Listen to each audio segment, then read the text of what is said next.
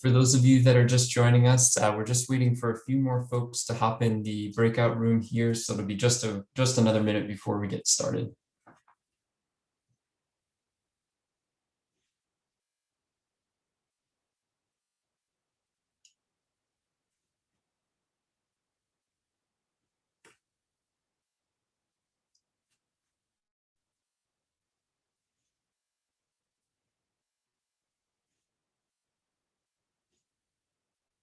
Great. Well, I think we can go ahead and get started. There may be a few folks that join us over the next few minutes here, but recognizing that we are limited on time, I figure we can kick things off. So welcome everyone to this breakout group on green transport systems. Just before we get started and I introduce our panelists, I just wanted to cover a couple of housekeeping items. So as was mentioned at the beginning of this dialogue, just another gentle reminder that, to please kindly mute yourselves during this, this breakout room. If you do have questions for our panelists, we do encourage you to ask those throughout the conversation here. You can do so by using your chat window and just dropping a question in that, and I'll be keeping an eye on that and kind of filtering those in towards the last 20 minutes that we have together for the Q&A. And then lastly, unlike the other parts of the dialogue where you saw a nice array of our speakers, in breakout groups, it's a little trickier to facilitate. So if you would like to view our panelists very much as a panel, you can do that by pinning the speakers. So we cannot really spotlight anybody in the breakout room, but if you want to pin the speakers, all you need to do is click the three little dots at the top of the speakers' pictures, and you can pin them accordingly. Though you certainly don't need to. You can also keep it in gallery if preferred. All right, so those are kind of the housekeeping items. I'm going to kick things off by just some quick introductions. So my name is Dr. Alex Maxwell. I'm the Senior Manager of Climate Programs based here at the group Second Nature in Boston. And I'm excited to be joined today by three wonderful panelists. Dr. Samuels, Dr. Annable, and Dr. Worsley. And I'm just going to briefly provide their bios here and then quickly turn it over. So Linda Samuels, if you want to give a little wave here.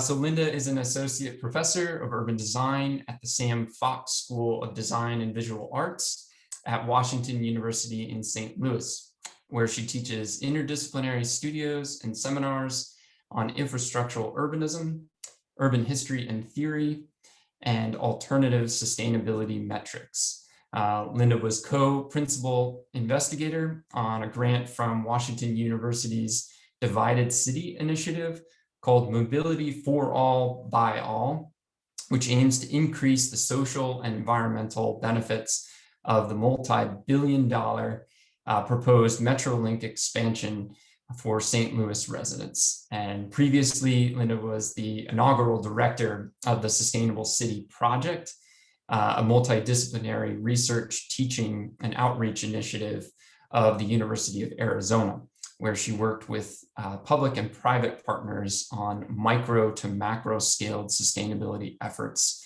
in Southern Arizona and the larger mega region. So welcome, Linda. And next, I'm going to just quickly introduce Professor Jillian Annable. Jillian, if you want to give a quick wave.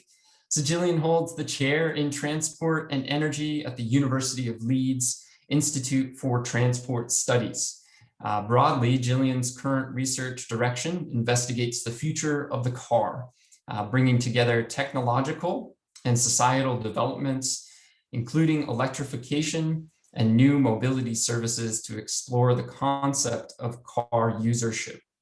She oversees work on mobility and energy for several UK research consortia, and she chaired the research and evidence working group for the recent review of the Scottish Government's National Transport Strategy. So welcome, Jillian, excited to have you with us here. And lastly, we have Dave Worsley. Dave, if you want to give a quick wave. There's Dave. So Dave is professor of engineering at Swansea University. His focus is on the decarbonization of the material supply chain and renewable energy for buildings and transport. Through his research, Dave pioneered the concept of active buildings, buildings that can generate, store, and release their own heat and electricity by using integrated renewable energy technologies. In 2011, he led the creation of the Specific Innovation and Knowledge Center at Swansea to develop this concept. Specific has successfully developed, branded, and marketed a fleet of zero emissions electric vehicles powered by on-site renewables to raise awareness, stimulate uptake, and influence regarding the transition to ZEVs and active transport. So welcome to all of our panelists, welcome to our attendees, and I'm now going to hand it over to Linda to kick things off for some brief presentations by our panelists. Thank you so much for that introduction. I think I'm going to touch on everything you mentioned. So let me give a shot at sharing my screen here. How's that? Looks great. Visible? All right.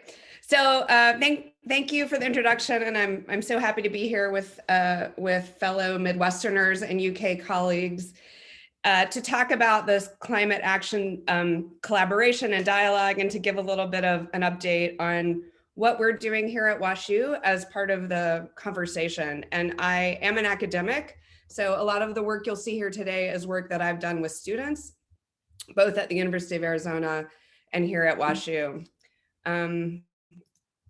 So just to give a little bit of a context, the Sam Fox School actually has a sort of art component and an overarching architecture umbrella.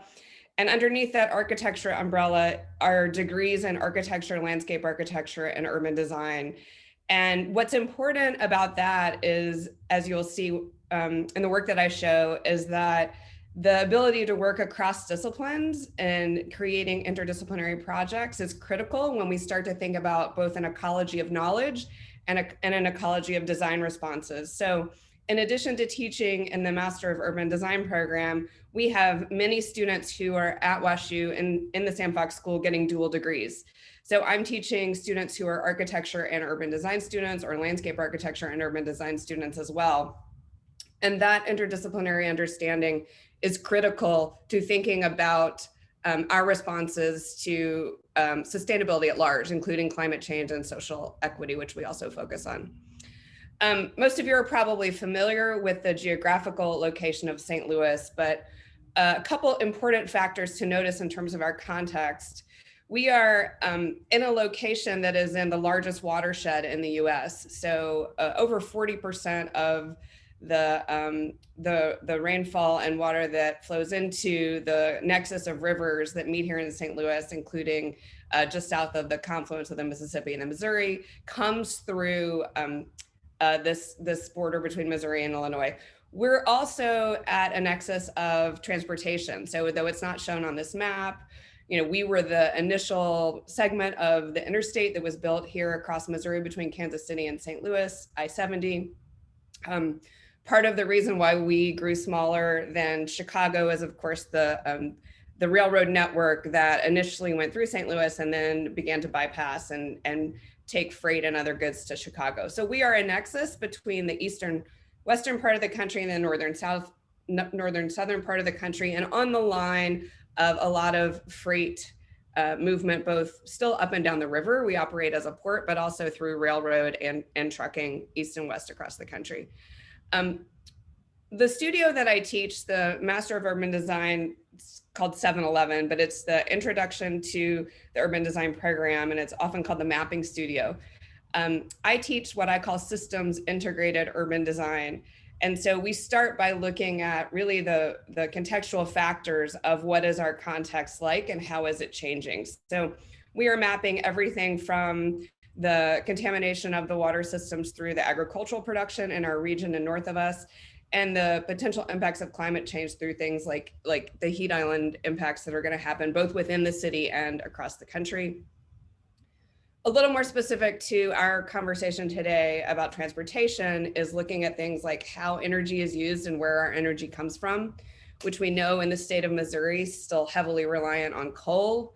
We're a slow-moving Midwestern city towards questions about global sustainability. And of course, vehicle emissions, which in St. Louis, we have an interesting dilemma where we are trying to find ways to reduce vehicle emissions, but we also have questions about things like transit ridership, where we have to build systems to create equity more than we're building systems necessarily to respond to ridership and demand. So the work I do is focused on, in the most basic way, what I call turning red arrow scenarios to green arrow scenarios. And this really started from looking at what's either going to be the last interstate of the 1956 system or the first interstate of next generation infrastructure, and that's Interstate 11 in the Southwest Corridor. And the idea was, if we're going to spend between $17 and $75 million per lane per mile, which is what a highway costs to build in an urban area at the high end, we should be getting more bang for the buck than what they call the flat and black. So this, the ideas that I used when I was looking at that project came from this work that I did at City Lab when I was getting my PhD in urban planning. And this work was analyzing the close to 300 projects we got as part of the WPA 2.0 competition. And the analysis of those projects led to these ideas of what I call next generation infrastructure. And the first 7 ideas of next generation infrastructure came out of the analysis of those competition entries. And these are really my strategies that I share with my students, but also share with city agencies and nonprofits and firms. How can we begin to make this shift? What should next generation infrastructure look like? So instead of being monofunctional, it has to start being multifunctional. We can no longer invest in things that only do one thing at a time. We have to serve the public realm. So it's not just public dollars, but supporting public diversity. Infrastructure use, resource use needs to be visible so people can be held accountable. It has to be socially as well as environmentally productive. The highway is probably one of our least flexible and adaptable pieces of infrastructure. It looks the same now as it did in 1956. So how can we make that infrastructure change to changing climate conditions and changing social conditions? How can we be sensitive to the eco-economy? And another factor that grew out of that was, how do we start measuring what matters, measuring losses in addition to gains? And then in my field, how do we drive this by design? So how do landscape architects and urban designers get reintegrated into this process? So I'm just going to show one example of this project, but this is the route of the new I-11, and it runs from Nogales at the border between Arizona and Mexico up through Las Vegas. And Phoenix, Arizona, and Las Vegas are the 2 largest cities in America not directly connected by an interstate. They were not large enough at the time of the 1956 plan to warrant interstate connectivity. So we actually partnered with University of Nevada, Las Vegas, with Arizona State University, and I was down here in this pink dot in Tucson, and a kind of 3-university partnership that we worked on this project for a semester with students and then continued it for a year. And just a couple images from this initial project, where the idea is what I call infrastructural opportunism. Like I said, for the $17 to $75 million per lane per mile, what else can we accomplish? So the students were given those next generation criteria and asked to respond in creative ways where they might focus on creating more for this investment. And this project is by a team of students that were landscape architects, and actually planners, to create a node along I-11 at Tucson that would be sort of identified as Energy City. So it would create a new energy economy. It would actually focus on 3 different ways to produce renewable energies. And it would also be harvesting water, because if you're familiar at all with the Southwest region, water is clearly a complicated part of the equation. So this is a rendering of how the process would actually work in this design. And then I asked the students, and this was really a leap for them, to do what I call the results diagram, which is when you start to measure the products of this design work, what can you say you're giving back? So how much energy are you producing and where might it go? And how much water are you harvesting and where might that go? And that became really useful when you're making an argument with corporations and agencies who were really concerned about the bottom line. And luckily, Arizona Department of Transportation was one of our partners in this project.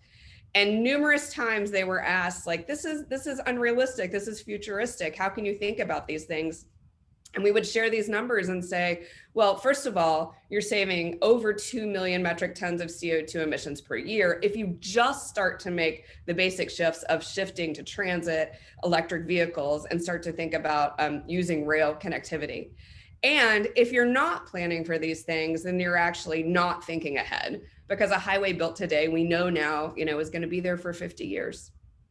So in addition to those savings, we also started to think about the savings of the design project. So you'd get water harvesting, which is going to bring back tourism and recreational, bird watching and animal habitat. You protect wildlife, and you can contribute to greater public amenities. So how we started to add those things up really mattered. Now, how you might think about doing this, what are the strategies for achieving these? We have to really broaden the process, transform the prototype, and shift the paradigm.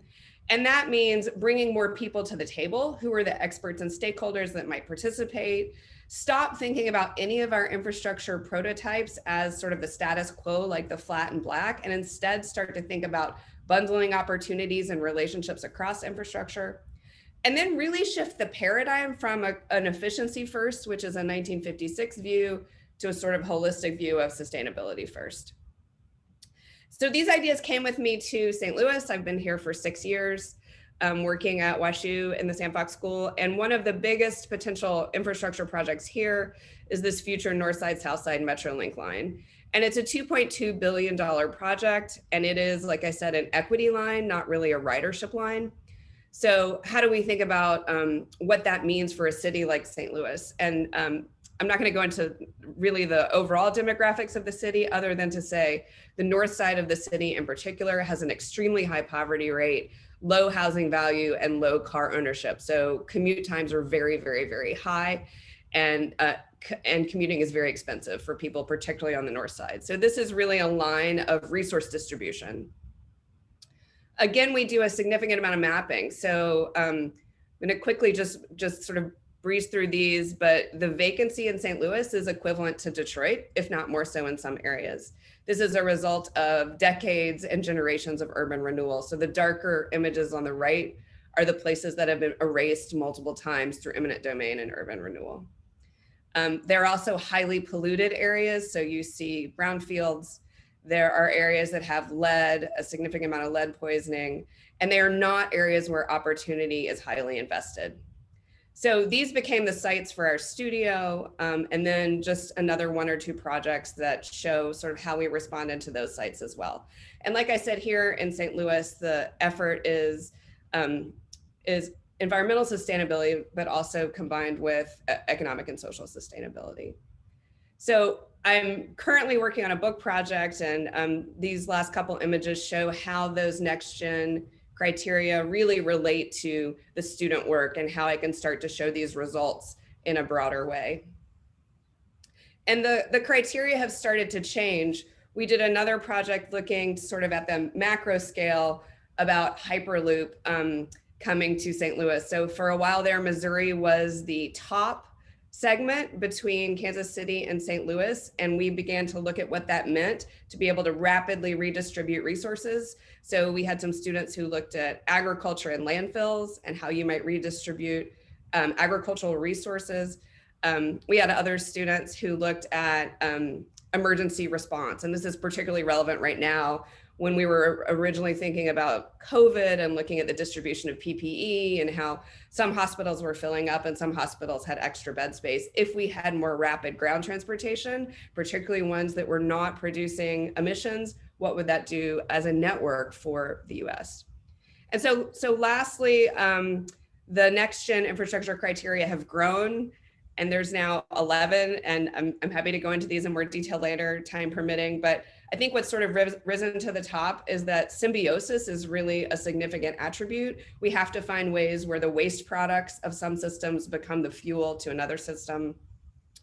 Obviously, technologically smart systems matter. If we're paying attention to how we're using resources, there are ways to do that better electronically. working across disciplines and agencies is really important. You can't create something that's multifunctional if you don't have Parks and Rec and transportation and housing working together. And last, to operate at both micro and macro scales is highly significant to be a resilient city. So thank you for your time, and I look forward to delving into these deeper with the other panelists. Thanks, Linda. And now we'll turn it over to Jillian for a few words here. Thanks very much, Alex. I'm not going to share any slides with you today, everyone. Just going to offer you a few of my thoughts about where we're at with respect to decarbonising the transport sector and establishing, which is the namesake of this workshop, green transportation systems. I am a social scientist, so I come at this from the disciplines of geography and social psychology. I've also worked with respect to planning as well. I have a planning qualification. And but all my work sits at the interface of transport and energy. I work with folk who are trying to understand how we can get the fossil fuels out of the transport sector, and predominantly the main discussion, as you all know, is mainly around electrification, particularly with respect to passenger cars. The first thing I want to say really is quite a miserable thing to say, which is that as far as transport professionals are concerned, so when I say that, I mean academics, I mean those working in the engineering and the motoring industries, those working in the planning fields, all of us, quite frankly, have failed in as much as the transport sector, wherever you look around the globe, but particularly in Western developed economies, is the transport sector that is usually the one that has not made any progress. 1990, the normal benchmark year. Certainly in the UK and a lot of Western European countries, transport is the only sector where emissions are still rising. And as we know, the sector is about 98% fueled by fossil fuels. So what that is, of course, that the emphasis, the effort is on getting those fossil fuels out the transport system. And rightly, it's obvious that is what we have to do. If we're going to get to zero, out have to go the fossil fuels.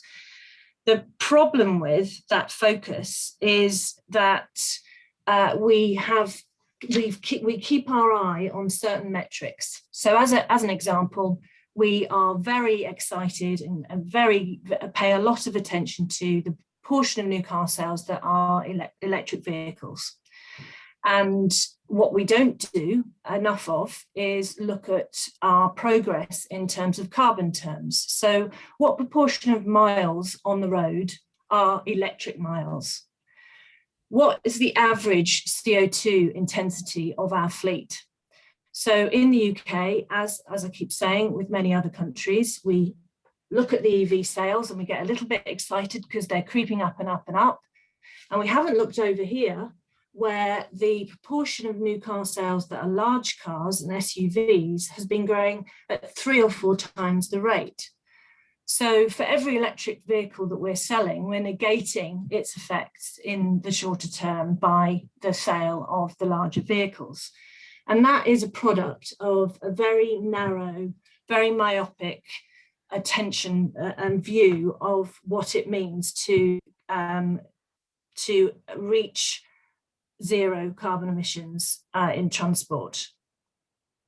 And it also leads to investment in many carbon fueled infrastructure projects, particularly road projects, but also other longer distance transport modes where, again, if the idea is that it's all going to be fine because everything's going to electric and eventually that electricity will be green, or even if you're in a biofuels such as hydrogen, then why would you restrict any mobility? Why would you think that it's not okay to build these systems because we're turning everything over to electrification?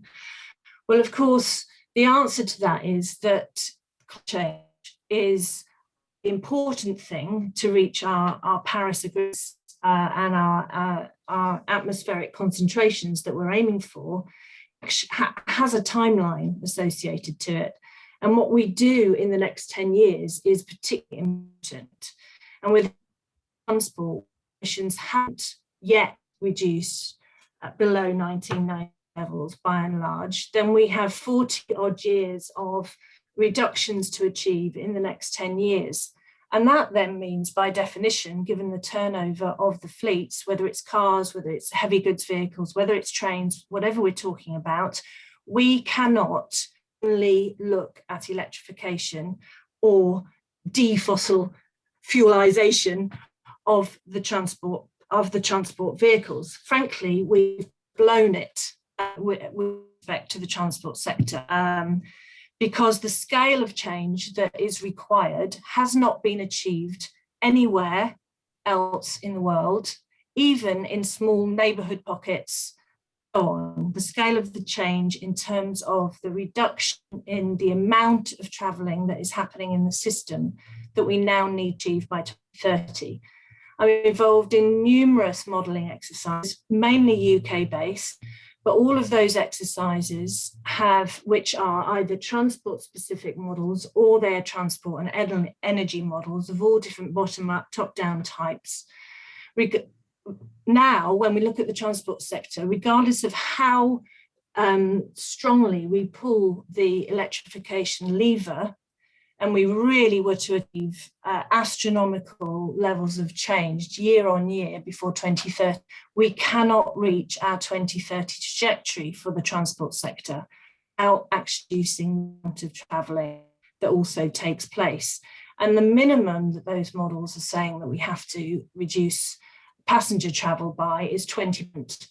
But mostly, an average of the models with, it's more like reduction of 40 to 50% over the next 10 years, or what is now years, that we have to achieve. And that has not been achieved anywhere, because when we do look at reducing the amount of travel or shifting travel from motorised modes of transport to non-motorised modes, or maybe at least more sustainable modes, what we tend to do is look at quite, again, narrow urban areas where certain successes can be identified.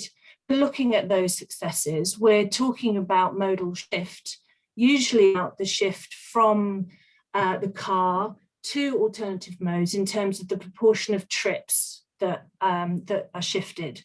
What we really need to look at is the proportion of miles that are shifted away from fossil fueled motorised vehicles. And when we do that, we then have to lift our head up and realise that the proportion of miles that are travelled within our built up urban areas is actually very small. In the UK, 3% of all car trips that are undertaken are responsible for a third of all miles and therefore all emissions, just 3%. And they're the longer distance trips. And those are the trips that aren't commuting, they're leisure. Those are the trips we don't have policies for. Those are the trips that at the moment electric vehicles aren't great for. Those are the trips that are really dependent on longer distance, large transport infrastructure, such as trains, which actually won't have the capacity, even if we doubled that capacity, given how small it is at the moment. So that is why it is the case that we are not going to achieve what we need to achieve by just focusing on the technology. And then just my final point is about the just transition. And I've added that in because it was sort of on the notes for this session. And I think it's something that we don't talk about anywhere near enough. We think about, again, the transition making the transport sector or the passenger transport sector often in terms of electric vehicles. Of course, it is still a very important strand. And when we talk about equity, we then sort of give a nod to the fact that, at least in the short term, it's probably only the wealthier people that can afford EVs. It is true that that is the way of the world. That is what has to happen in order to establish the market for those EVs to then be available for more and more people as we go through. So I don't see that as the most sort of the areas of focus in terms of thinking about equity and unfairness. I think we have to live with the fact that some of the technology will only be available to the wealthier, but it is. The transport sector at the moment is grossly inequitable. So in the UK and a lot of other countries, not so much the US, but 30% of households don't have a car at the moment.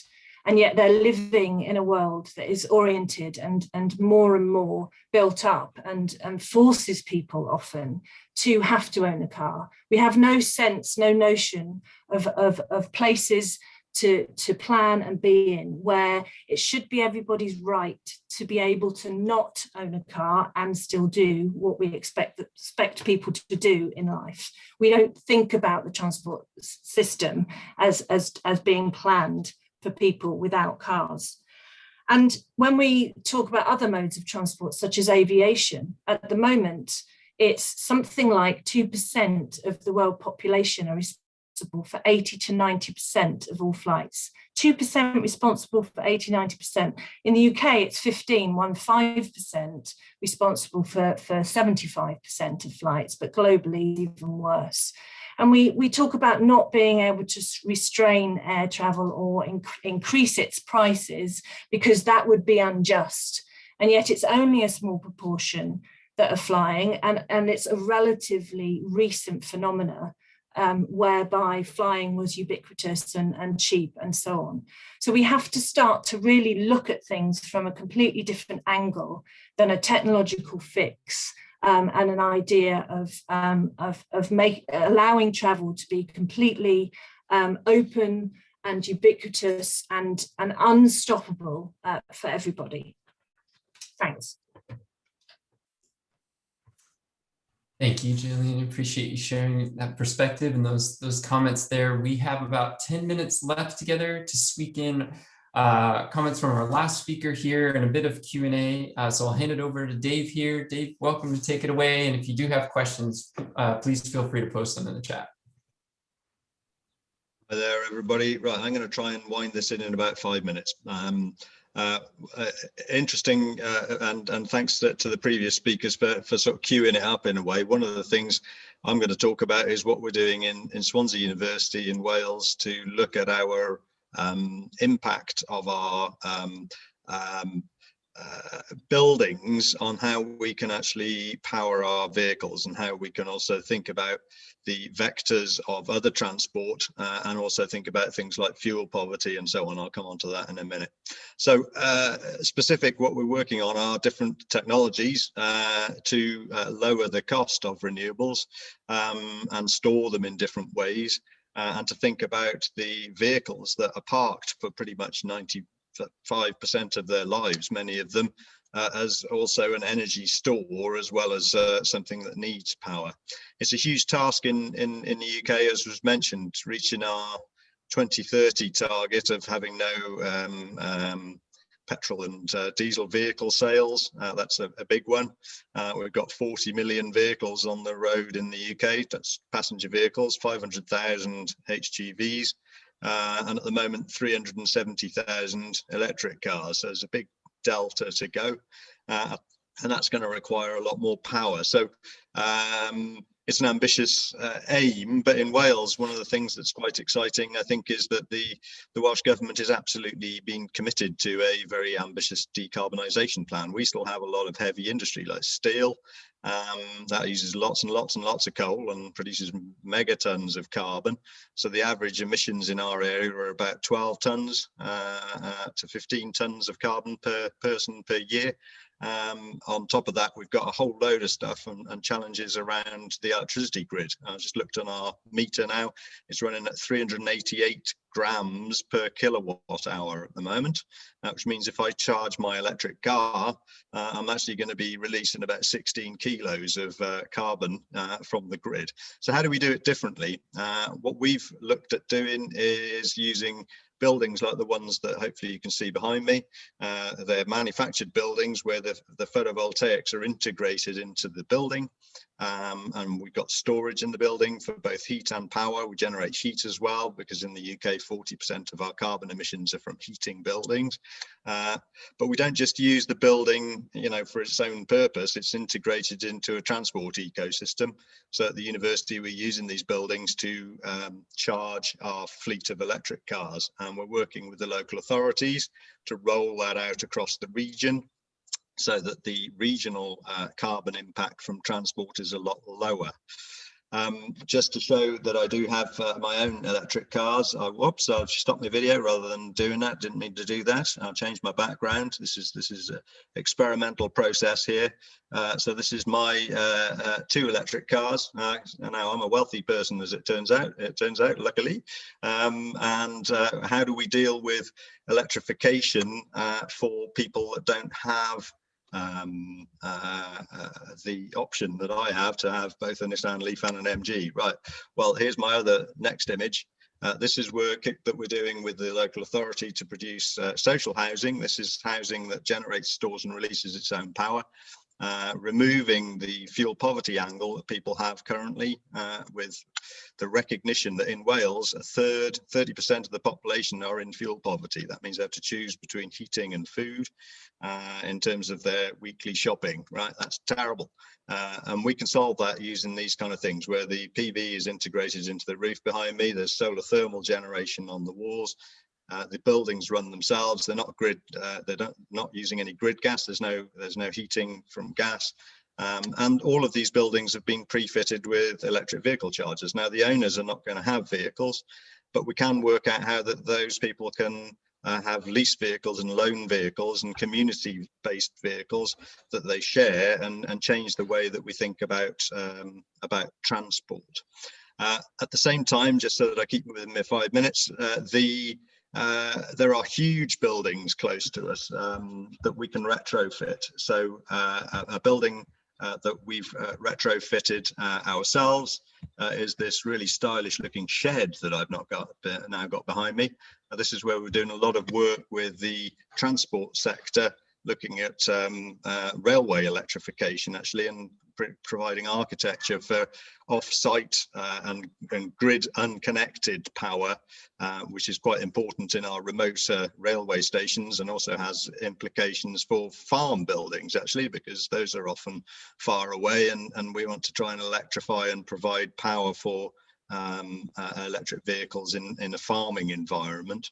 And the big thing that we're trying to push at the moment as a project locally is to take a distribution center from an internationally recognized distribution activity of a company originating in the US of A, and I'm not going to say any more than that, but a very huge company that has a very huge distribution center close to us, and convert that into basically a giant solar panel.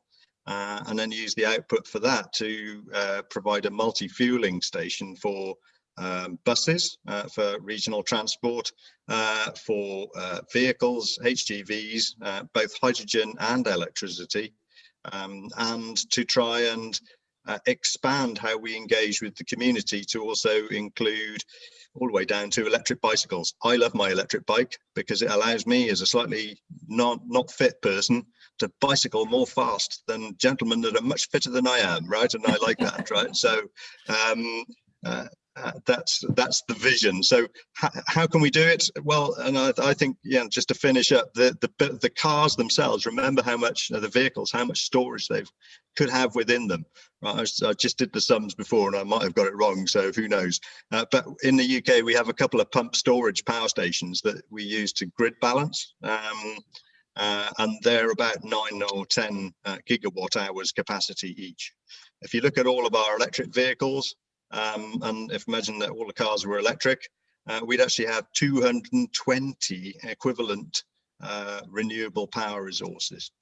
220 pump storage stations, but all scattered outside our houses, able to share power with us.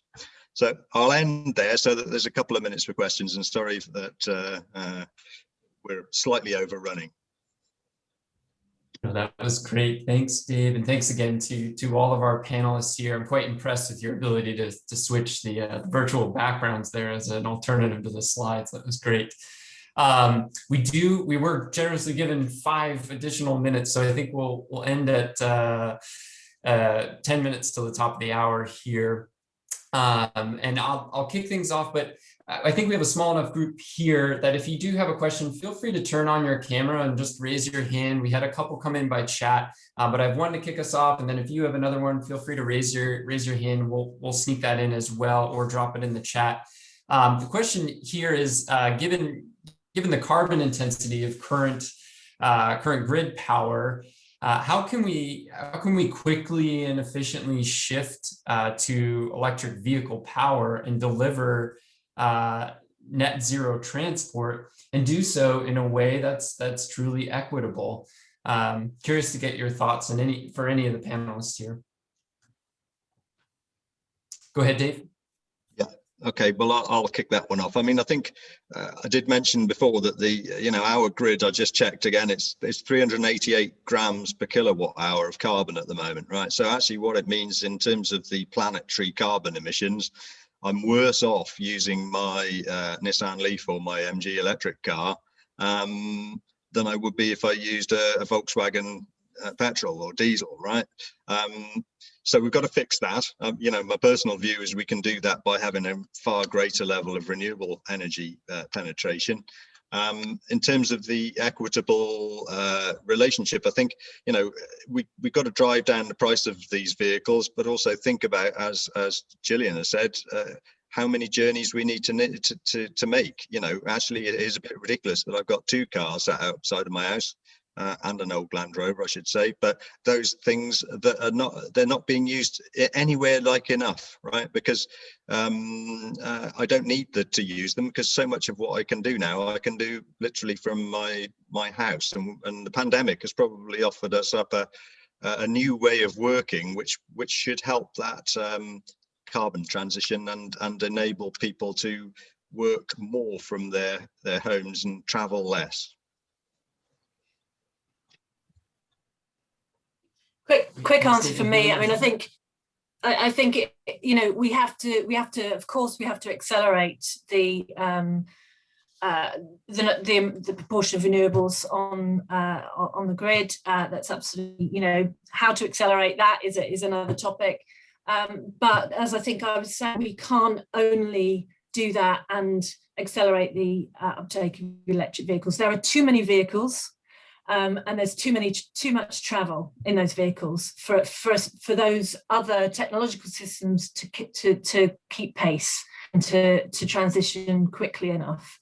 And with respect to the number of vehicles, as David has suggested, sharing that very precious resource of a car that sits stationary for 23 out of every 24 hours. And is largely, when it does traveling with one person. And it's such an extraordinary inefficient use of resources for personally, for people that have spent all that money on that great asset, and socially as well. So I would add, and I think that, the US is a little bit different, though we are exporting some of our worst habits to other countries and have been for too long. We have a growing allergy to density in the US, and we were getting over it there. I think the sort of shift in car ownership and the rise in returning to sort of cities and more urban environments was steady, and the pandemic has been really bad for that, right? We've seen a lot of resurgence of not only fear of density, but sort of return to racist ideas around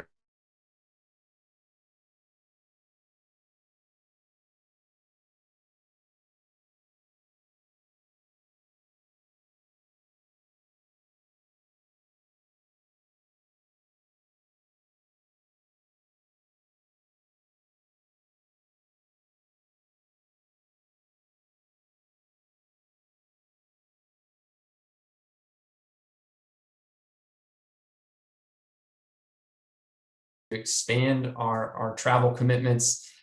Is a carrot or a stick better persuasion in this case? And I know that's a difficult question to maybe answer.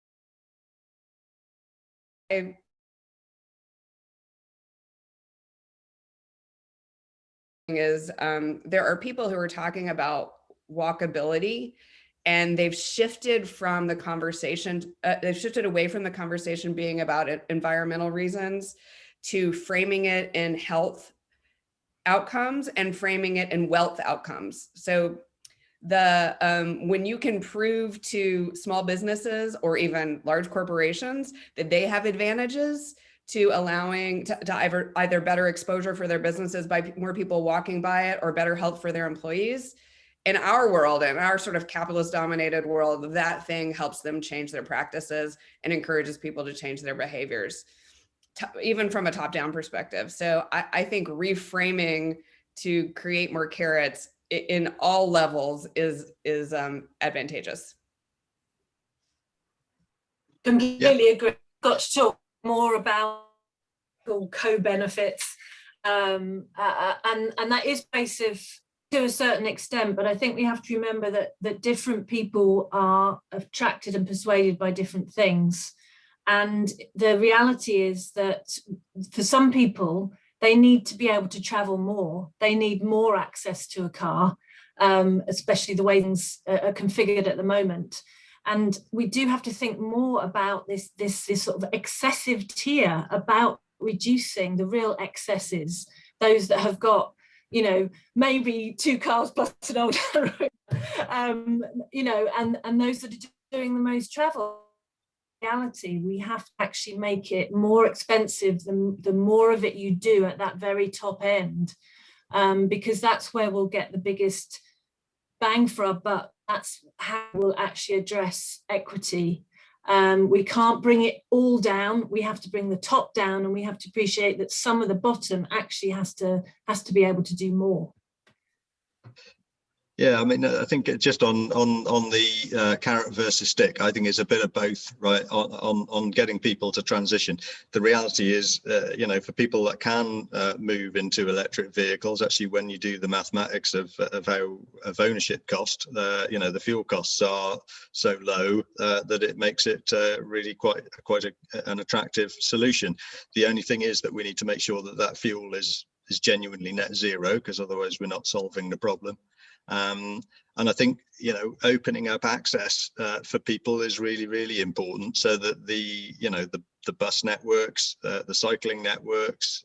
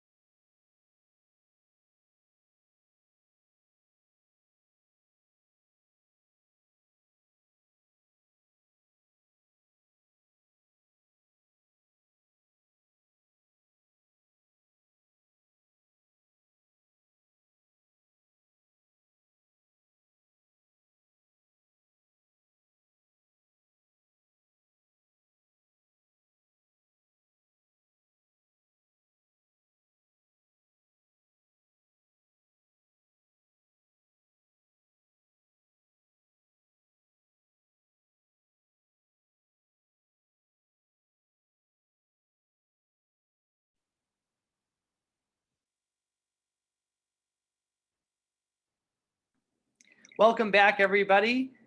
I hope you all enjoyed your breakout sessions, and thank you again to all of our UK and Midwest experts for sharing their perspectives and framing such thought-provoking discussions. I'm hoping we can get some quick readouts from our session moderators, just to summarize, maybe in 2 minutes or less, what we heard as main points coming out of each discussion. And I'm going to ask if we could start with the agriculture session. Jenny, would you like to give a short summary? Yes, thank you so much, Kyle. So we'll do my best. So we had a really great session, lots of great presentations from Jessica and Dave, and great questions. So thank you again, everyone, for participating. So Jessica in her presentation spoke about 3 things, which was the challenge of climate change for the agricultural sector. She had a really great soundbite calling agricultural workers frontline climate workers, because of course agriculture is really feeling the effects of climate change, but also agriculture is as a major contributor. So we need to see large-scale change in the sector to deliver kind of climate action. There was a huge opportunity in doing so. Carbon capture, probably in the agricultural sector, is going to be the biggest in North America. And also farmers have a huge opportunity from the deployment of clean energy and carbon storage. What was key, Jessica thought, was collaboration, so demonstration projects, and also the technical side and R&D. Dave also spoke about how farmers in the UK are having to adapt to climate change already. But also in the UK, obviously, we have our UK net zero by 2050 commitment. So that won't be delivered without substantial work and change in the agricultural and land use sectors. So they're going to have to do their part. In the UK, because we've exited from the EU, there's obviously a huge opportunity at the moment with the reform of CAP, or the sort of replacement for CAP, how we can support agriculture to deliver sort of net zero and sort of a focus on a new national policy. A lot of the questions focused on the differences between sort of large scale and small scale agriculture, and how we can sort of reward small scale agriculture, because they're often more sustainable but cannot access kind of the same public support that perhaps large-scale agricultural producers can. There's quite a difference between the UK and the US in that regard, because sort of naturally UK farmers are smaller. But in the US, Jessica thought to make this happen, carbon pricing would be really important, and perhaps what she called stacking, which is payments for sort of other public goods rather than just carbon management, but water management, for example. There was a really good question on how we can reframe kind of agriculture or farmers so that they want to sort of deliver climate change and not just deliver food, which is sort of a real cultural value at the center of farming. Both speakers spoke a lot about how farmers can be sort of seen as part of the solution to climate action, not just part of the problem as being important to that. We spoke a lot about payment for carbon sequestration and how we might sort of redesign that or sort of change that so it's more effective. And in regard to that, data was seen as really important to measure progress on how we're doing, but also sort of data within this certification and verification of carbon markets and carbon sequestration being really important. And during that, sort of both came through that the US and the UK are kind of at a sort of turning point at the moment, because as Dave mentioned in his presentation, that the UK has left the European Union, so will no longer have the CAP. And the US is obviously seeing a new administration at the moment that's speaking a lot about a national policy. So how can we sort of use that change to sort of deliver something positive? Thanks so much, Jenny. Appreciate that. Let's go to Bill Lowry. Can you give us a quick overview from your session on decarbonization? Yes, I can. I can try to. Let me first begin by saying thanks to both Richard and Barry for their excellent talks and their comments and their willingness to work through a technological challenge we had in the session. But They did great, and it was really fascinating. It was really a fun discussion, to the point where we were still talking when we got cut off. So Barry, we're sorry you got cut off in the middle of your sentence there to come back into the main session. Very interesting stuff. If I could try to summarize it, it would be that there are really fascinating things happening in both the US and the UK about decarbonization. And Barry talked some about some of the things going on in the US with efforts like RGGI in the Northeast, and some of the natural gas policies in Colorado, just as an example. And Richard talked about some of the really interesting things going on in the UK, particularly with his Energy House project, the Energy House Labs project at their university, that's showing the importance of energy efficiency in buildings, and some of the ways you can get to that through the use of things like smart meters and time of use tariffs, type of use tariffs. So that's kind of the positive side. On the other side, the negative side, is that it's so hard to get to these positive things. And there's a lot of, as Barry pointed out, there's a lot of inconsistency, unevenness between efforts in the US, particularly between different states and even different administrations. And I think ultimately, I think we maybe all sort of agreed that one way you kind of move towards trying to see some of those changes that are so possible and so desired is through some kind of effort of carbon pricing, and that eventually we need to put some kind of a price on carbon in order to get to some of these, to motivate people to pursue the energy efficiency of buildings that Richard's talking about, and some of the different adaptation of green energy in the US that Barry was talking about. So actually it was a fascinating session. Thanks to you guys. Thank you for leading our discussion. Alex, we'll go to you and just a summary of the transport session. Thanks. Sure. And I know we're bumping up against the top of the hour, so I'll try and be very quick here. So we similarly had a robust discussion with several takeaways. However, some of the ones that stood out, if I had to summarize it, from Jillian, we heard about sort of the failings of the transportation sector.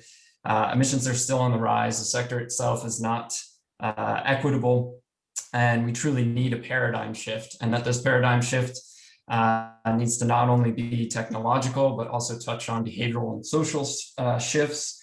On the technological side, though, Linda kindly pointed out that we need to stop thinking about the status quo, look for bundling opportunities to bundle co-benefits, touching on health, energy, and equity at the same time we're addressing major transport issues.